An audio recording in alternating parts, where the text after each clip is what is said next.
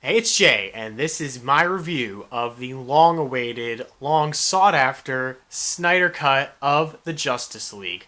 Now, this film had one of the biggest movements behind it after the disappointing reception that the Justice League received. So this is the original director, Zack Snyder's vision on how he wanted the movie to go.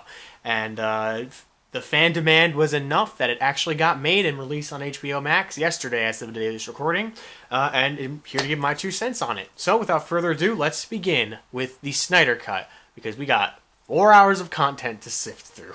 So, thousands of years ago, Darkseid and his legion of parademons attempt to conquer Earth using the power from these things called Mother Boxes. There's 3 of them.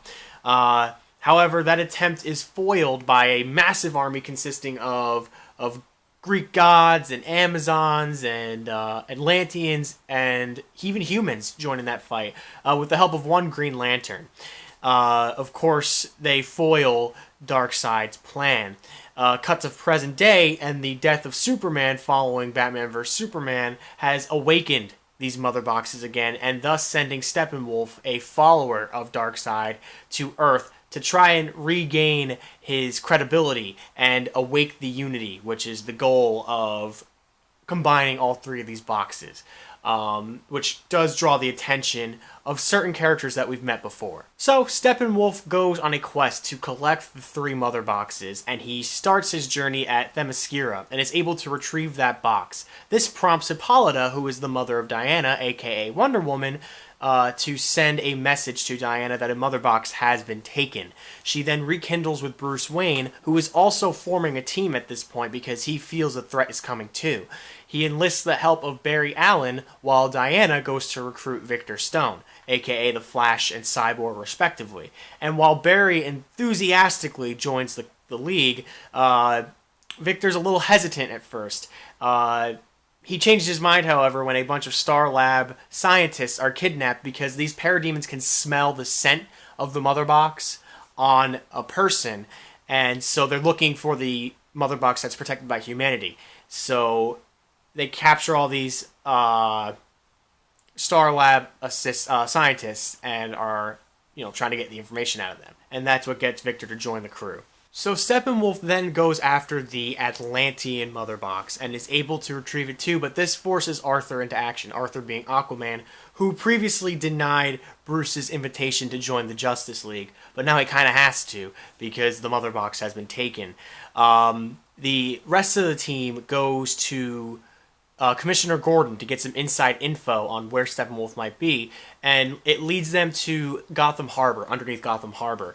They're able to rescue the hostages, however, the harbor bursts through the wall and starts flooding the tunnel that they're in, forcing Arthur to have to save them, and he finally joins the League.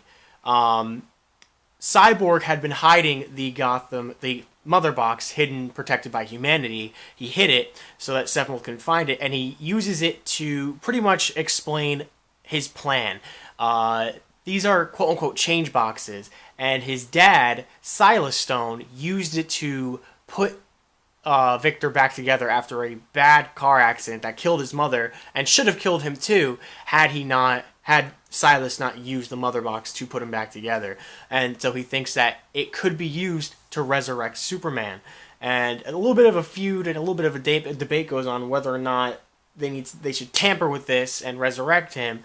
But ultimately they do decide to do so.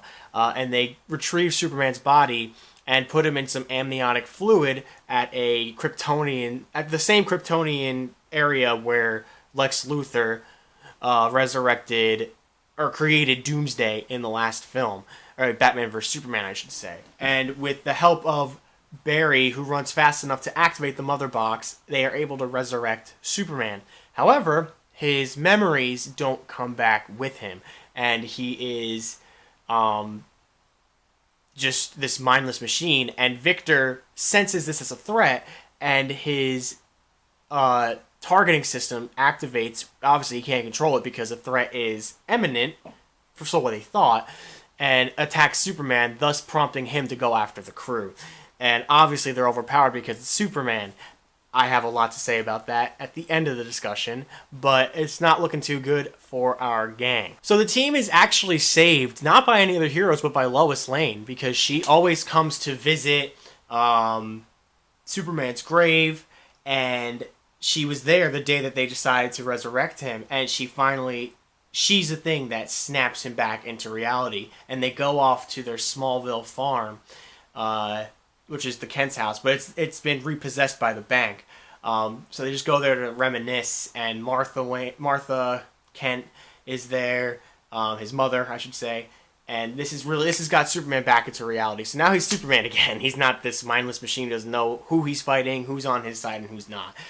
So it looks like Superman is officially back. I also forgot to mention that Lois Lane is visited by Martha Kent prior to the memorial scene.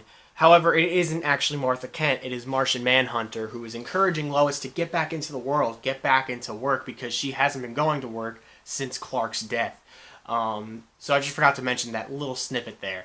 Yes, Martian Manhunter is in this movie. So Steppenwolf only needs one more box, and that is located in Star Labs, and he goes and attacks it. However, Silas thought ahead, and he does end up sacrificing himself to supercharge the box. Not to destroy it, however, but to heat it up so that it becomes the hottest thing on the planet, aka making it very easy to trace if somebody, say, like Cyborg, wanted to trace it. And so they finally pinpoint the location on where Steppenwolf has gone with the 3 boxes, and without Superman, they go to stop them from combining. And they fight valiantly through the parademons. However, in a chain of events, their plan is to let Victor hack into the mother boxes and separate them. But he can't get in without a very, very, very powerful touch from Barry, who needs to break the sound barrier, basically, and poke him, because we've seen him do it throughout the movie. He runs, and since he's running so fast, he just has to poke something for it to activate a very large pulse of energy. So he needs to hit Victor into the mother box. However, after getting distracted, it doesn't work out, and the mother boxes are able to combine, thus causing a massive explosion which disintegrates all the heroes. Barry gets the wind knocked out of him, but he finally regains enough composure to run faster than the speed of light, faster than the speed of sound, and even faster than that, to reverse time to get our heroes back, and is able to push Victor right into the mother boxes, who is able to separate them with the help of Superman distracting Steppenwolf, who is able to overpower him quite easily, and help Victor separate the 3 mother boxes, putting an end to Steppenwolf. Because Aquaman stabs him and Wonder Woman decapitates him and sends him back through Darkseid's portal, who was just appearing to, start his reign of terror on the group. So it's a good thing that they got there just in time, and Barry was able to pull himself together and do a very, very crucial move that helped them out in the long run. So back on Apokolips, and it's spelt in the weirdest way, Darkseid assures his servant Assad that he will be back for the anti-life equation. And so after the battle, Alfred, Diana, and Bruce he creates like a hub for these heroes with room for more, aka the Justice League table. And Barry gets a job with the police force. Aquaman is off to go see his father, and Victor, sees a message from his father, or a recorded message from his father, to use his powers for good, and so Victor's is going to go do that too. And Bruce is able to get the Kent's house back as well, and when Clark asks how you do it, he said, well, I just bought the bank. Because that's the running joke in the movie, that Bruce's only superpower is that he's rich. And then we have 2 epilogue scenes. One involves Lex Luthor breaking out of prison and calling on the aid of Slade Wilson, Deathstroke, I should say, and tells him Bruce Wayne's identity and how he's the Batman, pretty much teasing that there's going to be some sort of super villain team up if this movie was canon. The second one is called The Nightmare, K-N-I-G-H-T, Mare. And it involves this apocalyptic world where Bruce, Barry, Victor, Mira, who's one of the Atlanteans, Slade, and the Joker are taking on an evil possessed Superman. But of course, this all just turns out to be a nightmare. And Martian Manhunter ensures Bruce Wayne that he is here, and if they need him for anything, I guess you can say I could consider his application for the Justice League. And that was the brief synopsis of the Snyder Cut, because of course there's 4 hours of content to go through, and the plot remains relatively similar to the original as well. So let's get into my thoughts of the film. So, was this film better than the theatrical release? Yes. I do think it stepped up in many ways. It definitely kept the tone that it tried to set throughout the whole movie. Of course, there were one-liners here and there, but they weren't as prominent as in Joss Whedon's version. And I just think that, since it's a 4-hour movie, it gives you more time to develop some of these characters. And I think that that's great, because the way that they handled it in the original Justice League was bullshit. I do think that a lot of them felt like they actually had shining moments, thus creating a place for them on the team. Like Barry had to have that very important job of hitting Victor into the mother boxes. Victor himself had to separate the mother boxes. Aquaman had to stop the flood in Gotham Harbor. So they all felt like they did something to justify why they're on the team. And so I really enjoyed that. I really liked Barry's character in this. I think Barry was the standout for me, because he had a couple funny one-liners, but he also did things. He didn't really do much in, the first few halves of the movie. He just cracked jokes and showed his inexperience as a hero, because he would stumble, he would fall, he would get distracted, he would get too excited. And then he finally has this big moment to shine, and it's a very pivotal moment, and so I really enjoyed how they did that, because I was thinking to myself the whole time, I'm like, when is Flash going to do literally anything in this movie of substance? And I feel that he did that, and I really appreciate that. I think that Victor's backstory was handled extremely well too. Just how you could see how brooding and tortured he is by just the neglect his father showed, where he just wanted him there for, say, a football game because he was a quarterback, and he just wasn't there because he was busy at work.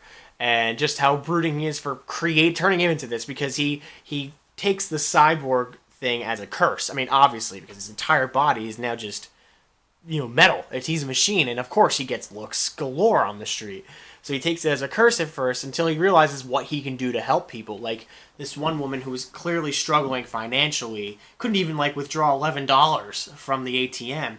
And I don't really know about the ethics behind this, but he's able to transfer $1 million into her account, so that now she has a financial stability. Again, I can't question the ethics and the morals of that, but it was a nice scene nonetheless. I do love that they got rid of the red tint from the original Justice League, because I never understood why that was even a thing. The one thing I just don't like is the lack of conflict in the team. I mean, that's not the only thing I don't like. There are plenty of things I don't like about the film, but the lack of conflict in the team, what made Avengers work and what makes this not, is that they were broken and dismembered pretty much the entire movie, until one moment brought them all together. It just seemed like the second they all got together, it was like, yay! The only thing that they really had a slight issue on was whether they should resurrect Clark or not. And that's it. And that didn't even extend past a few lines from Arthur and Diana. I think there could have been a little bit more of a conflict to be have these frayed people, because that's what makes these superhero teams amazing. It's that every single one of them is such a completely different personality that when you put them together, it's sure to be a recipe for disaster. And I just kind of saw them being like the Power Rangers, where they're all best friends, right off the bat, and I didn't really see any real conflict. I know that Aquaman, pretty much told Bruce to go fuck himself when he went to recruit him for the Justice League, but he wasn't on a team at that point. He was just some guy who was like, why don't talk to me? But yeah, that's really all I could say, because if you've seen Justice League, you've seen a good chunk of the Snyder Cut with just some extra content thrown in. I like how Martian Manhunter kind of played a role and got Lois back into the world. I thought that was really, really cool. And the one thing I really have to talk about is Jared Leto's Joker. For the small amount of time he was in the movie, where was this in Suicide Squad? He wasn't growling like a cat. He didn't have stupid, damaged tattoos all over him. His laugh was way better. I don't know if he was sending used condoms and anal beads like he was for Suicide Squad, but I hope not, because that's just being a dick. That's not method acting. But man, I wish that this was the Joker we got in Suicide Squad. Even the look was just so much better. So much better. He looked way more sinister and not ridiculous with all these stupid tattoos on his face and the stupid, laughing hand tattoo. Just so much better. I hate that wasn't the Joker we got in Suicide Squad. Now, my issues with the film. The pacing is horrible. The pacing is absolutely horrible. It's a 4-hour movie, and there are some scenes, like the scene where Diana's talking about the Great War that happened with the Mother Boxes and the Amazons and the Gods and the Green Lanterns. I kind of spaced out a little bit because it's so long, and when I came to, I was like, this is still going? And I don't know, I feel like a lot of the effects still haven't held up. Steppenwolf, even though he underwent a huge change, still looks like shit. He looks like a Teenage Mutant Ninja Turtle from Michael Bay's TMNT. He looks really bad. He looks leagues better than Justice League, the original theatrical cut, but that's not saying much. I remember saying throughout the whole film, I'm like, this just looks awful. Stuff like that. It's mainly with Steppenwolf, and I do think that Batman looked kind of dumb in some scenes, doing his kicks and stuff. They didn't feel like they had a purpose behind it. And my biggest issue with this film is actually Superman. I know I'm going to get filleted for this, but I'm just going to say it outright right here. I do not like Superman. I do not like Superman as a character. Because he's too freaking powerful. Way too freaking powerful. When you have a scene where you have Aquaman and Wonder Woman and Cyborg coming at you, and it's as if you just ran into a brick wall and tried to keep running. Really, really. And he's able to... I still have to give this props as one of the greatest scenes in Justice League. When Superman's eye turns to Barry as he's running at, super speed. That was cool. But if he's able to analyze and scan everybody and use overpower the lasso of truth and all of this stuff, it's like, there's no need. Once Superman showed up to the final fight with Steppenwolf, the only two who needed to be there were Victor and Clark. That's it. Arthur, Bruce, Barry for only to get Victor into the Mother Box, and he could have gone home. And Diana, they were all useless at that point. Because literally Steppenwolf punches him in the face and hits him with this, fucking massive trident sword thing, and he doesn't even flinch. I don't like that. I don't like when characters just are that powerful that it completely negates anybody else who has a purpose on the team. They're just there to look cool in the background, I guess you could say, because Superman pretty much took on Steppenwolf one-on-one and whooped his ass. I liked Steppenwolf way better when he was able to overpower the 5 of them and, give them a run for their money. But then when Superman shows up, it's just like, he became a bitch. It's like, this kills any sort of challenge or threat that we've been looking at. Which, I'm not denying Steppenwolf is a threat. He looks stupid, but he was pretty quickly able to get the other Mother Boxes. Just like that. Took out Amazons and Atlanteans with no remorse. So he's very powerful. And to have him just taken out that quickly by Superman, it's just like, come on. The rest of the movie doesn't even matter. But with all its glaring issues, I know that this is a very brief analysis section, but there's really not much to say in terms of, I do think it's a step up from the original Justice League, but that's not saying much. I think it's just an okay movie. Whereas Justice League I thought was horrible, I think that this movie is just okay. So there's not really much I can say in terms of this extra new content. I do appreciate that little, memorial he gave at the end for, the loved one who passed away that caused him to leave the project in the first place. But other than that, it's just a glorified, it almost feels like DLC for a movie. Where you have the original game, which is Justice League, and you purchase the add-on content, the add-on story. It doesn't really do much for me. It didn't really feel like it added much, But I do think it's a step up. But at the end of the day, all of these glaring issues in terms of its pacing and how they could have handled things, I don't blame the movie at all. It's not the movie's fault. It's been put in a universe that has established a shit story. And if you love these films, if you're a diehard DCEU fan, that's fine. Don't ever let anybody who doesn't like the DCEU dissuade you from liking them. You can like what you like. And no, the fact that I'm a diehard MCU fan isn't tainting my judgment. I just know when a story is bullshit. And I want the DCEU to work, but the way they set it up, they're doing the right thing by distancing themselves from the past stories with films like The Batman and Joker, and films that take place inside their universe, it's almost as if they don't at all, because that allows them to set up character. The story where Diana tells the War of the Mother Boxes, I'm just going to call it that, has no visual impact because we don't know what the hell these Mother Boxes are about. Where you look at the MCU with these Infinity Stones, we were introduced to them very, very early on. Now, I'm not saying create 20 films before you have this penultimate battle for these Mother Boxes, but do like 6 or 7, you know? So you have Man of Steel, then you have Batman vs. Superman, and instead of trying to cram the Justice League in our face like they did with that film, have it be a movie to flesh out Bruce Wayne as a character within this universe.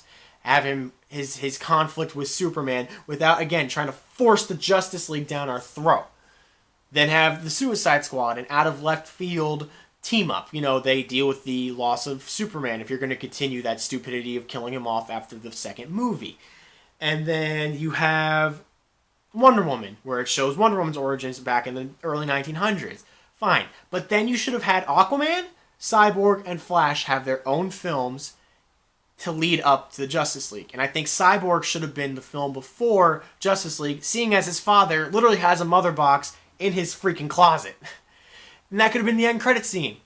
That could have been Bruce, you know, kind of like Nick Fury did in the original Iron Man. You know, Bruce could have been in in Victor's apartment being like, that is the key to a threat that's coming.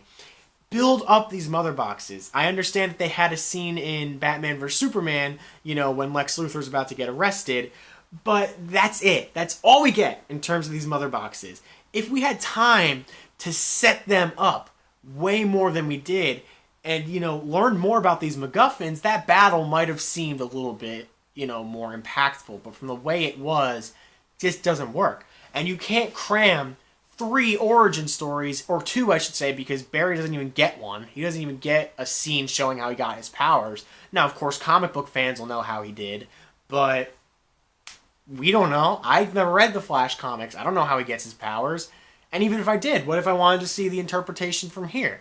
You can't cram 3 origin stories of Aquaman, Cyborg, and Flash all in a movie and expect the pacing to still be good.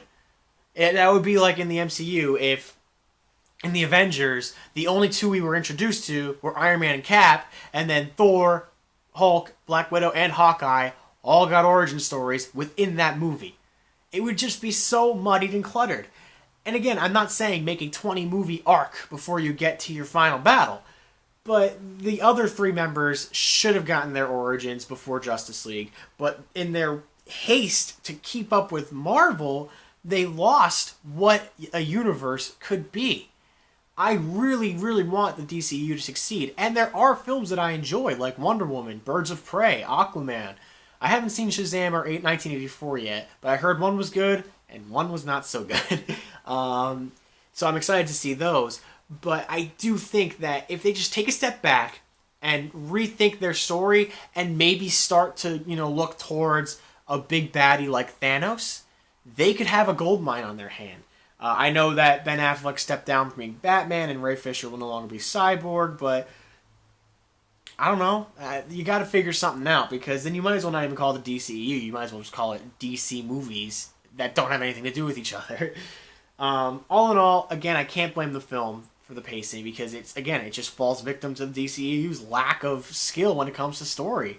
Yeah, that's all I got to say in terms of that. But now comes to my final verdict. That's going to be a 3.5 out of 5. It's slightly above average. I thought it was an okay movie. It's not a great movie. It's definitely not a shit movie. Anybody who thinks that, if you see reviews out there, they're like, this movie's garbage, don't listen to them. They don't know what they're talking about. It's a great movie. But I will say, make sure you find a comfortable spot to sit, because you will be sitting for a while. And where most films, like say Endgame, where it doesn't feel like 3 hours, you feel the 4 hours that you sit through this movie. So I do recommend get some refreshments, go to the bathroom. You're going to be sitting for a long time. So yeah, it's available on HBO Max, so make sure you guys check it out. See for yourself. Form your own opinions. I wasn't dissuaded by the lukewarm reviews that I was seeing. They're justified. Definitely the praise I don't think is justified either, and the hate isn't justified either. I think the only thing that's justified is people who thought it was, thought it was okay. But I don't think that the people who thought it was the greatest thing ever, and it's a new step in the new right direction for the DCEU. I don't think they know what they want. I think they're just blindly accepting this because this was such a big movement that it's just like it's good. We got it to come on. It's amazing, without really taking a critical look at the fact that it still makes no sense from a storytelling standpoint because you have so much going on to set up a Justice League where you should have just had the Justice League already established before the movie so we could just focus on Justice League. But all in all, the performances were fine. I have nothing wrong with the performances. I thought they were all great. But at the end of the day, they're kind of falling flat with the story that they were given. And I can never blame the actors for that, and you shouldn't either. So with that being said, 3.5 out of 5 stars, slightly above average for me. Make sure you guys check out the Snyder Cut. The next episode on my channel will come out, and that will be the MCU reviewed issue number, what is it? Issue number 4.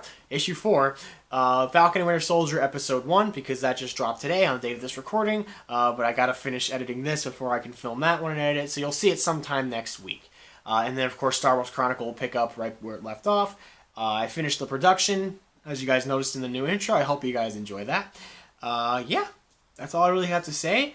Make sure you guys like, share, comment, subscribe. All that stuff really helps me out. And until next time, guys, that's a wrap.